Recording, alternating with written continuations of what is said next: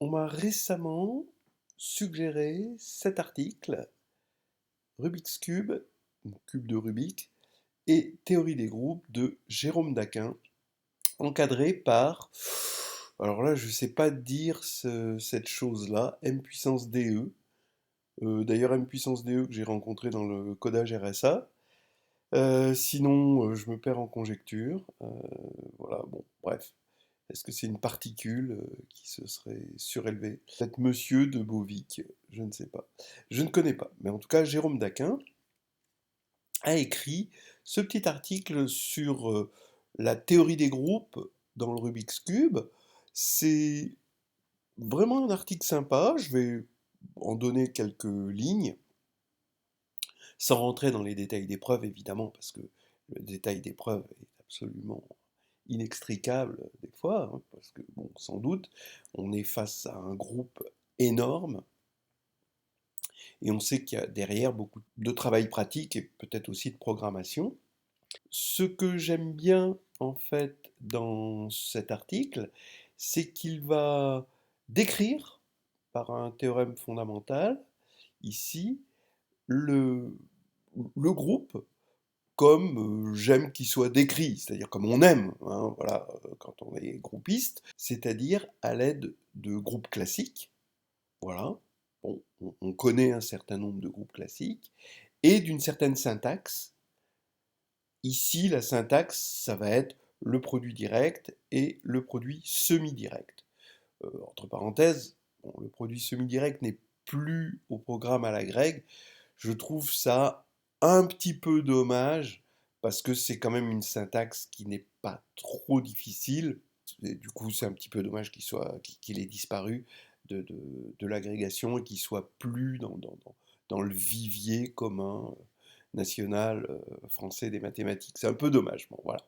En tout cas, bon, on va rappeler un petit peu le produit semi-direct. Et le, le- le groupe des transformations, c'est-à-dire le groupe des possibles dans les transformations du cube de Rubik, c'est un groupe qu'on peut décrire très facilement, hein, voilà. C'est ça qu'il faut retenir globalement.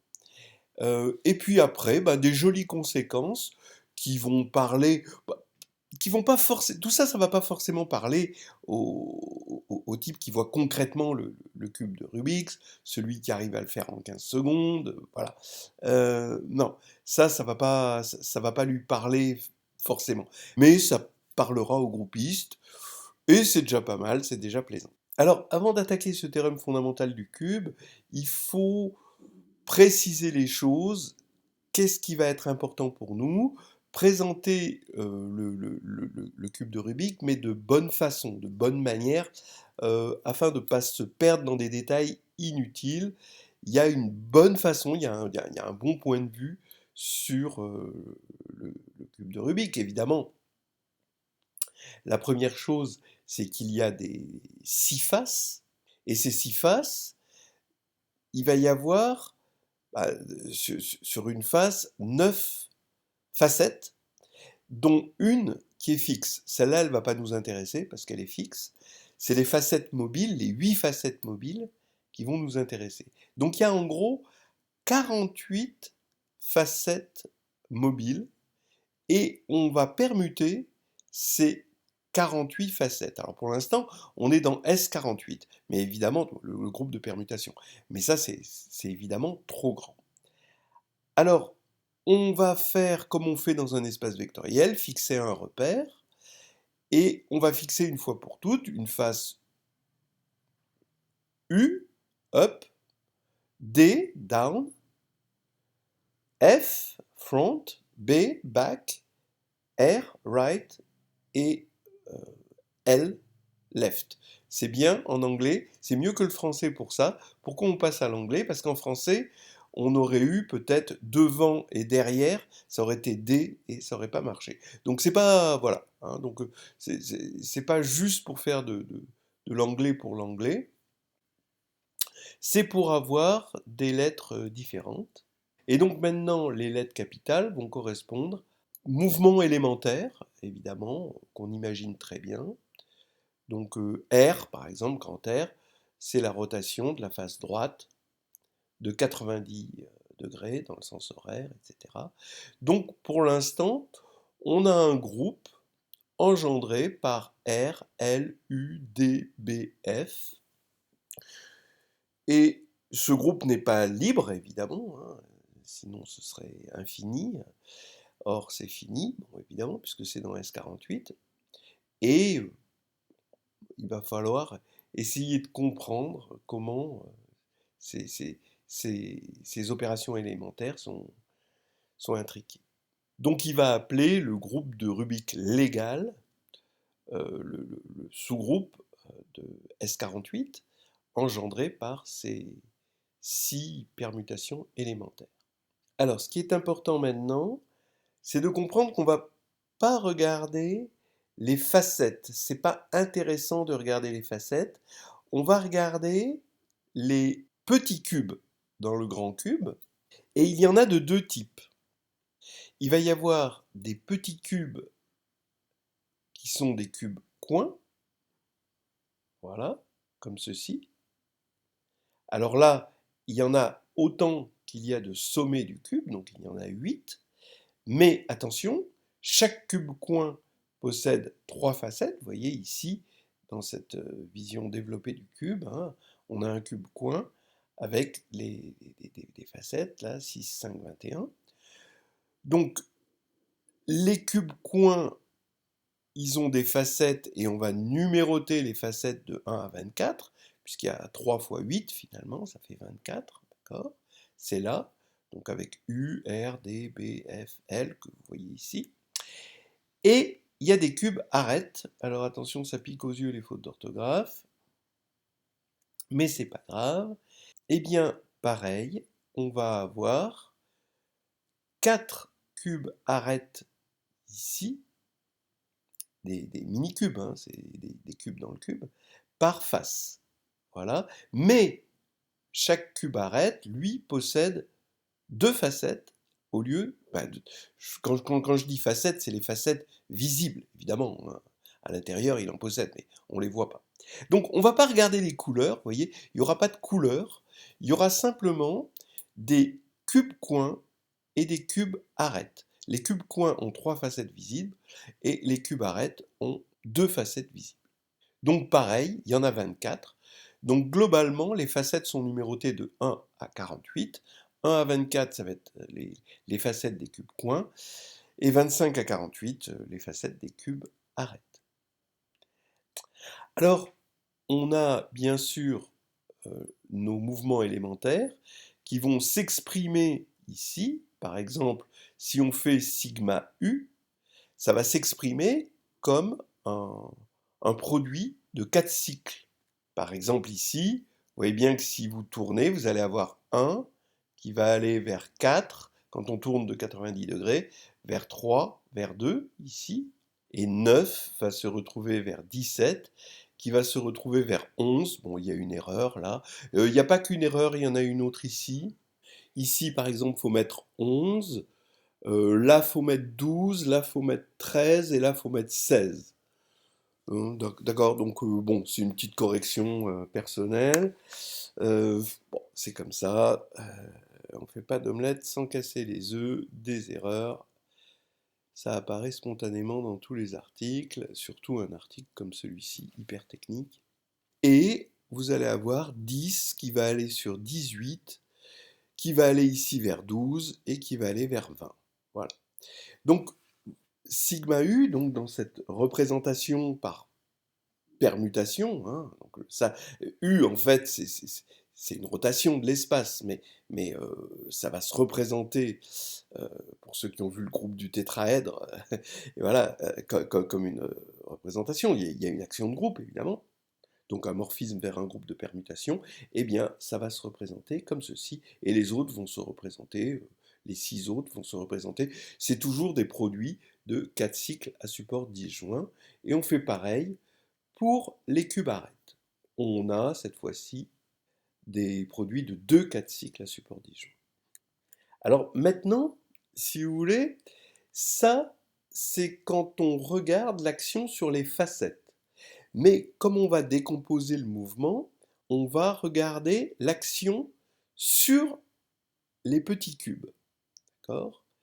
Alors évidemment, ça simplifie les choses, c'est une simplification, et ce qui nous intéresse, c'est comment ça va jouer sur les facettes, parce que c'est les facettes qui comptent quand on veut faire le Rubik's Cube.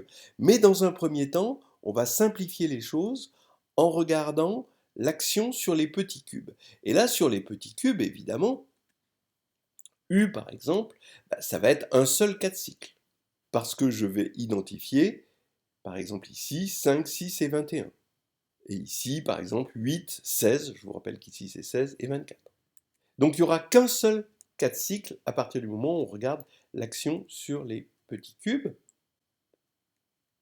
Et de la même manière, il n'y a qu'un seul cas de cycle ici, quand on regarde l'action sur les cubes arêtes, ce qui explique ici le fait que tout à l'heure on avait un produit de 3 cas de cycle à support disjoint, et là 2. Donc en fait, il y a 8 cubes coins et 12 cubes arêtes, puisque dans un vrai cube, il y a 8 sommets et 12 arêtes. Donc, on a une action, donc l'action simplifiée, hein, l'action intermédiaire, hein, simplifiée du groupe du cube de Rubik, de tous les mouvements qu'on peut faire, hein, qui est un groupe. Hein. C'est clair que ce sont des transformations et dont on peut trouver à chaque fois une inverse, et quand on les compose, on obtient encore une transformation. Donc le fait que ce soit un sous-groupe, ça c'est clair. Mais il va agir cette fois-ci sur S20, donc 12 plus 8, hein, ça fait 20, mais en fait, il agit sur 12 d'une part et 8 d'autre part. Donc il va s'envoyer, le cube de Rubik va s'envoyer, mais pas injectivement, hein, dans S12 croix S8. Donc on va envoyer une transformation du cube, la transformation sur les cubes arêtes et la transformation sur les cubes coins. Donc quand on voit la transformation sur S20, en fait, chaque élément de S20 atteint par le groupe Rub, groupe de Rubik, est un produit à support disjoint d'une permutation de S12 et d'une permutation de S8. On a décomposé 20 en 12 plus 8. Donc ces permutations, on va les appeler taux indice G et sigma indice G, ce qui fait que là-dedans, on a taux G fois sigma G. Eh bien, la première remarque qu'on fait, c'est que ici, l'action du groupe a son image à l'intérieur du sous-groupe alterné A20. Ça veut dire que ce qu'on obtient ici, les ρ G, sont de signature toutes 1.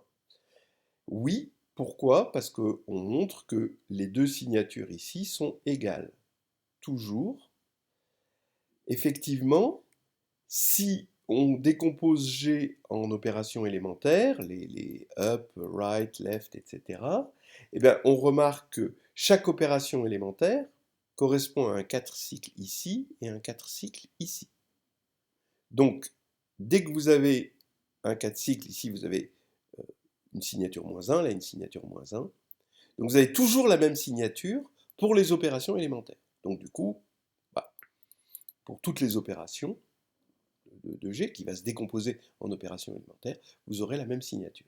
Comme vous avez la même signature, eh bien ici ça veut dire que vous avez, comme ρG est égal à tau G fois sigma G, ben, vous allez avoir une signature 1.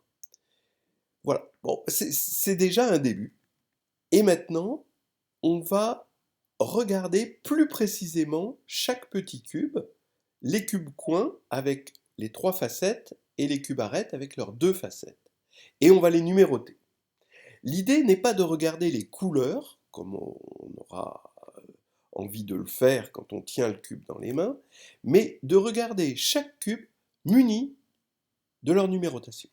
Alors on est sur le dessus, là, sur le up, et on a nos 4 cubes coins, en tout il y en a 8, je vous rappelle, et on va les numéroter, non pas par leur couleur, ça va nous perdre, mais par ici 0, 2, 1, quand on va dans le sens des aiguilles d'une montre. Ici 0, 2, 1, 0, 2, 1, 0, 2, 1. Voilà. Ça y est, maintenant, on a tous nos cubes coins. Alors pareil, on va faire pareil en dessous. Et non seulement on va numéroter les facettes de chaque petit cube, comme ça, donc on aura numéroté nos 8 facettes, mais en plus on va numéroter nos 8 petits cubes. Voilà, ils sont numérotés comme ça, les 8. Donc ici, c'est up, front, left. Donc up, front, left, ça va être celui-ci. Donc lui, ça va être le 1, 2, 3, 4, puis 5, 6, 7, 8 en dessous. Donc là, on a numéroté ici les 8, et pour chacun, on va regarder quel est le scalaire, 0, 1 ou 2, qui va se situer là où était situé le 0. Par exemple, x1, ça va être ce qu'on va voir ici. x2, ce qu'on va voir ici, etc., etc. Parce que quand on va bouger, évidemment, il va y avoir du mouvement, des petits cubes, mais aussi des mouvements, des facettes du cube. Et donc on va rendre compte de l'orientation de ces cubes coins grâce à cette fonction f, qui va ben voilà, on avait tout à l'heure un groupe S8, maintenant on a un autre groupe, Z sur 3Z puissance 8, groupe additif. Alors voici f de R, pour les opérations élémentaires, hein, voici f de R, que vous pouvez vérifier sur un petit cube. Je n'ai pas vérifié s'il y avait des erreurs. À mon avis, non, il a fait attention, parce que ce qu'on remarque, c'est que la somme fait toujours 0. Donc vous voyez qu'on ne peut pas avoir n'importe quoi, on ne va pas avoir une surjectivité en quelque sorte, puisqu'on a des 8 tuplets dont la somme fait toujours 0, bon, modulo 3 évidemment. Donc vous avez compris que l'image, ben oui, c'est un petit peu normal hein, qu'on ait pas forcément normal qu'on ait un hyperplan. Là, c'est l'hyperplan canonique, hein, ce qu'on appelle l'hyperplan canonique, mais c'est normal qu'on ait un sous-groupe, parce que ça va être des actions, l'action d'un groupe, son image va être un sous-groupe, hein, évidemment. Et on fait pareil pour les 12 cubes arêtes, on les numérote de 1 à 12, et on obtient un vecteur de Z2, évidemment, cette fois-ci, puissance 12, qu'on va appeler T de G. Donc on a une fonction F, une fonction T, qui s'applique à un mouvement du groupe du cube de Rubik. Alors maintenant, on a un résultat assez attendu, la proposition 2, 3, et un autre aussi assez attendu, c'est que f de GH, donc attention, f de GH, on va dans un groupe, évidemment, un groupe additif, donc on aurait envie que ce soit f de G plus f de H, mais ça c'est un petit peu naïf, c'est f de G plus f de H qui est permuté par sigma G. Alors je vous rappelle que f de H c'est un 8 tuplet, et sigma G c'est un élément de S8, qui correspond, donc le 8 tuplet correspond aux 8 petits cubes coins, et lui, il permute les petits cubes coins. Pareil pour T, ici, hein, avec les cubes arêtes. Alors donc la preuve est assez simple. Alors pour lui, effectuer le mouvement GH, c'est effectuer d'abord G puis H. Bon, d'accord, on respecte, il fait les choses à l'envers par rapport à la théorie des groupes, mais bon, c'est bon. Donc, le mouvement G réoriente le cube via la donnée f de G. Donc, chaque petit cube va être réorienté avec la donnée f de G, bon, déjà. Et le mouvement H réoriente les cubes, mais après action de sigma G sur le cube de f de H. Donc, on a ça. Et du coup, on arrive à montrer ceci, grâce à, d'une part, ces égalités au niveau élémentaire, donc sur les opérations élémentaires, et ces égalités-là, qui vont respecter, finalement, puisque une permutation, ça respecte, ça c'est un hyperplan canonique, donc les permutations respectent la somme. Donc la somme va rester nulle. Alors là, l'auteur va redéfinir le produit semi-direct. D'abord une action de groupe sur un ensemble. Voilà. Bon, ça, est-ce que... Voilà, normalement, c'est pas répété, hein, mais bon. L'action possède des axiomes, et ici, une autre façon de parler de l'action, c'est un morphisme de groupe de G dans le groupe de permutation de X. Alors maintenant, on attaque le produit semi-direct. On a H et K de groupe. H est muni d'une action de K. Ça, c'est pas très délicat. D'abord, vaut mieux appeler K ici parce que K c'est comme kernel et c'est un sous-groupe distingué. C'est lui qui va être distingué. Mais bon, ok, allez, c'est pas grave. Et puis c'est une action de K par automorphisme. Sinon, ça marche pas. Donc c'est K qui agit sur H et K s'envoie non pas sur SH mais sur haute H, c'est-à-dire le groupe des automorphismes de H. Et donc, on définit cette loi, HK et HK', on définit un produit, c'est H fois K agissant sur H' et KK'. Donc ici, c'est le produit normal de K. KH' c'est un élément de H, c'est K qui agit sur H, et on a un élément de H qu'on multiplie par petit h. Et ça nous fait une loi de groupe. Donc là, bon, il a encore mis les choses à l'envers. Non, là, il y a plein de choses qui sont à l'envers. Donc Sn, là, c'est plutôt K, puisque c'est l'action de K. Et lui, c'est plutôt H, ici. On a une action de K sur H, c'est-à-dire de Sn sur Z puissance n. Donc ça, c'est Z sur Kz. Hein. Sn agit évidemment par permutation sur les n uplets. Voilà.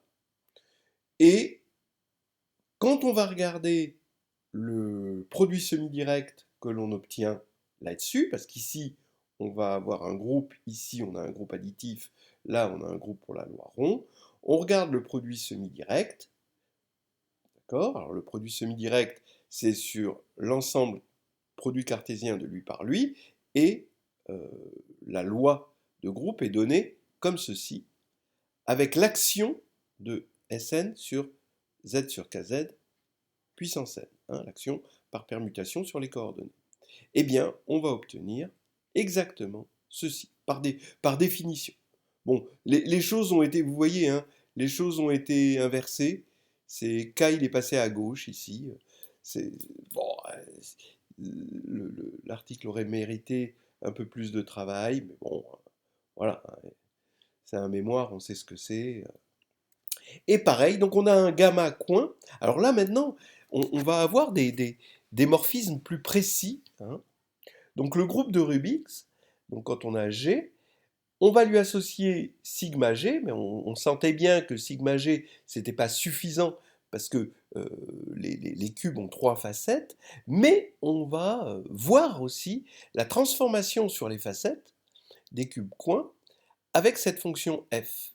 Et en fait, bah, on va avoir, d'après la proposition 23 de tout à l'heure, qui était ici, un morphisme de groupe qui va du groupe du cube de Rubix vers le produit semi-direct de S8 par S3 puissance 8, et pareil pour les arêtes.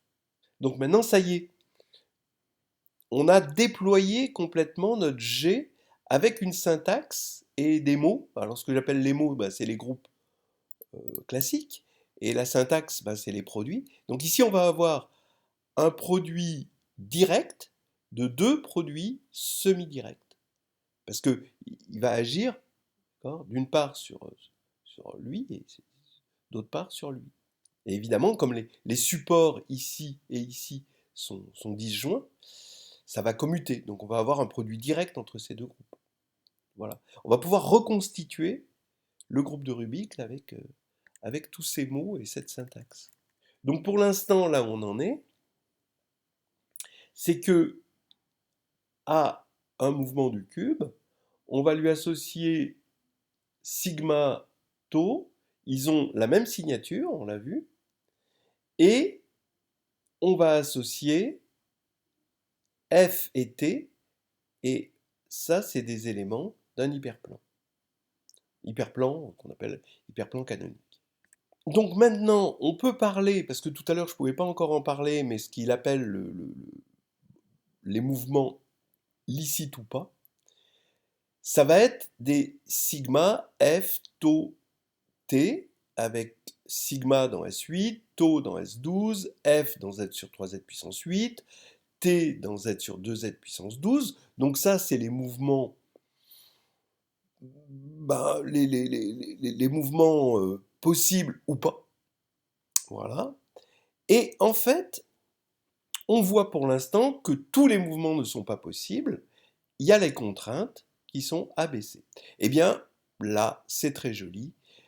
La réciproque est vraie, c'est-à-dire si on vérifie ces contraintes, alors on a gagné, on peut trouver un mouvement qui réalise les éléments sigma, F, tau et T.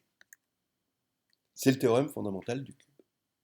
Alors dans un sens, c'est ce qu'on a vu. Maintenant, la surjectivité sur ces contraintes, là c'est un petit peu plus difficile. Alors comment il le démontre? Ben, ça, là c'est la partie hyper technique, la partie, bon, je n'ai pas regardé ça en détail évidemment. L'idée est de partir d'un élément qui vérifie les contraintes et de le ramener avec des mouvements élémentaires vers 1, 0, 1, 0. Donc 1, c'est l'identité de S8. 0, c'est le 0 de Z sur 3Z puissance 8. 1, c'est l'identité de S12. Et 0, c'est l'élément neutre. 1, 0, 0, 0, 0, 12 fois de Z sur 2Z puissance 12. Voilà. Il faut se ramener à ça par des mouvements élémentaires. Donc, on positionne les cubes coins. Donc, il y a un mouvement qui nous amène à 1, sigma vers 1. Et le reste, on s'en fiche. Ensuite, à partir de 1, il existe un mouvement, alors évidemment les mouvements vont être de plus en plus compliqués, qui nous amène vers 1, 0. Ensuite, on a 1, 0, 1, et ensuite 1, 0, 1, 0. Voilà. Donc c'est une suite de mouvements. Et là, bon, si on accepte l'ensemble de ces propositions, alors la preuve est évidemment achevée. Et là, voilà. Hein, donc l'idée, donc les propositions, elles vont de 2,5 à 2,8. La proposition 2,5 ne pose pas de problème. La proposition 2,6, bah, là, ça commence à être plus problématique pour avoir, mais on s'en sort. La proposition de 7, ça devient compliqué. Et la proposition de 8, évidemment, on s'y attend, elle est affreuse. Et donc, comme corollaire, le cube de Rubik est isomorphe à un sous-groupe de ce produit, de produit semi-direct, avec A, B, C sont vrais. Alors, c'est pas très précis. Maintenant, on a plus précisément, grâce à B et C, que c'est un sous-groupe de l'hyperplan ici et l'hyperplan là. Donc on a transformé Z sur 3Z puissance 8 et Z sur 2Z puissance 12 par finalement l'hyperplan. Hein, donc c'est Z sur 3Z puissance 7, puisque c'est l'hyperplan. Voilà, ici pareil, c'est puissance 11. Mais maintenant, ce groupe-là n'est pas encore, il est encore trop grand, parce qu'il ne considère pas la condition petit a qui dit que la signature ici et ici, c'est la même.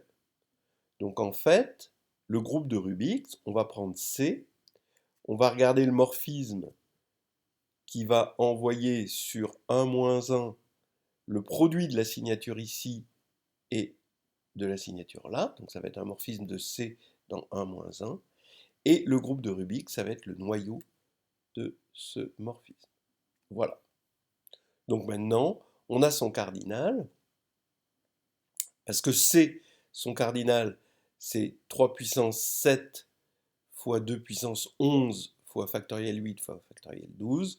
Donc là, comme le cube de Rubik est d'indice 2, donc ici, il aurait dû mettre d'indice 2. Donc on va avoir 2 puissance 10 au lieu de 2 puissance 11. Et voilà, on a le cardinal du groupe de Rubik.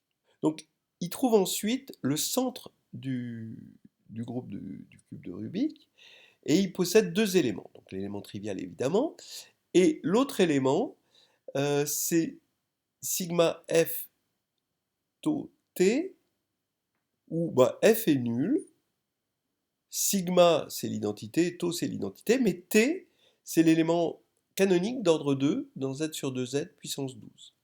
Donc ça veut dire que cet élément qui est appelé dans le Rubik's Cube le superflip, eh bien il commute avec tout. Voilà. Si vous commencez par le superflip ou vous finissez par le superflip, eh bien ça revient au même. Ensuite, il cherche les mouvements d'ordre 2.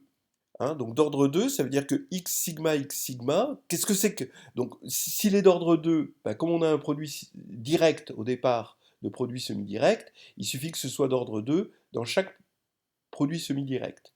Et d'ordre 2 ici, ça veut dire que pour tout i, bah, ça veut dire d'abord que sigma est d'ordre 2, et ça veut dire que xi plus x sigma de i est égal à 0. Voilà.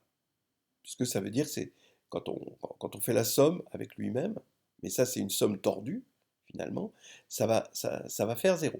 Alors là, c'est un petit peu plus compliqué à cause de ce sigma.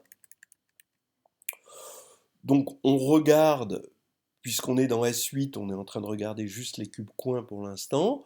On regarde quels sont les éléments d'ordre 2, bah, c'est les transpositions, les produits de 2 transpositions, 3 transpositions, 4 transpositions. On a des formules de Cauchy qui nous donnent combien on en a. Et ensuite, on cherche, alors là ici c'est un indice, ici c'est pas x fois, c'est x indice sigma de i, et on a les choix possibles. Donc on peut voir les éléments d'ordre 2, voilà, les éléments, quand on les fait deux fois, on retombe sur la même chose, et les avoir tous. Voilà, je passe un petit peu vite dessus. Quelques sous-groupes au pluriel ici du groupe de Rubik. Bon, j'ai l'air d'être chiant avec l'orthographe, mais en fait je m'en fiche, c'est juste que j'ai des réflexes. On a le groupe des quaternions. Alors, bah oui, alors il exhibe un groupe des quaternions, un sous-groupe du groupe de Rubik, qui est isomorphe au groupe des quaternions. Je vous rappelle que A, en fait, c'est I, et B, on l'appelle J. I est d'ordre 4, c'est bien connu, c'est comme le I des complexes, et J, bah pareil, il est d'ordre 4 aussi, et I2 est égal à J2. Mais là, on l'appelle A et B. C'est un groupe d'ordre 8, et si on prend A0 égale cette horreur-là, alors MR, je pense que c'est R, ici, hein, tout simplement, alors on va retrouver le groupe des quaternions. Et il y a un truc vraiment magnifique, on a une interprétation homographique de U et F. Alors, U et F. Donc, quand vous regardez U et F, vous avez combien de cubes coins? Vous en avez 4 pour U, 4 pour F, mais en fait, ils en ont 2 en commun, donc ça fait 4 plus 4 moins 2, ça fait 6. Et 6, c'est le cardinal de P de F5. P de F5, c'est 0, 1, 2, 3, 4, donc les éléments de F5, plus l'infini.